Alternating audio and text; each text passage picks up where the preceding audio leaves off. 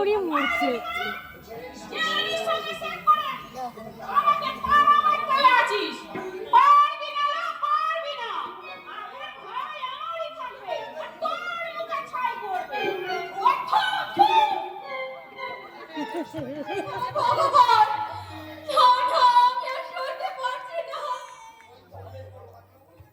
সইতে হবে গো ঠাকুর, সইতে হবে।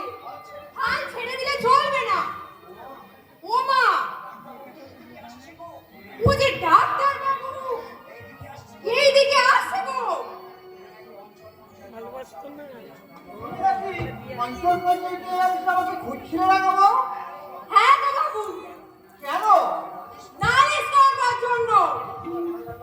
ওই মুখ পুরো মালদার বাবু মন্টুলের দোকান করে কি আমাদের মাথাগুলো কিনে ফেলাইছে। আরে কি করেছে কি হালদার মশাই?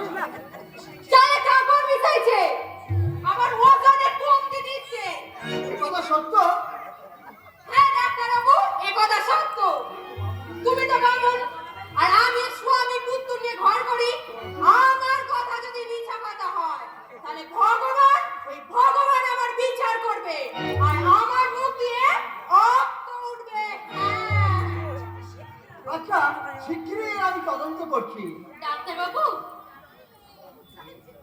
কে? আরে ও তো আমাদের অশোকা ঠাকুরের বউ। ও, কপাল, বউ ঠাকুরন, এই সবই কপাল।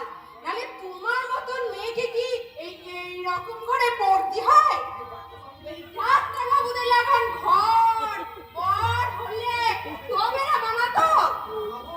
রাঙাবো। লেখন ডাক্তার বাবু, এসবই এই কপালের লেখন।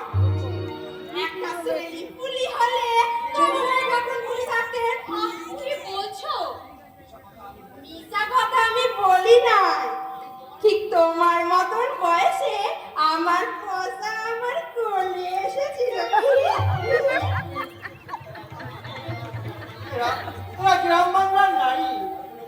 হৃদয়ে এদের মাতৃস্নেহ মধু। বলুন। বলুন।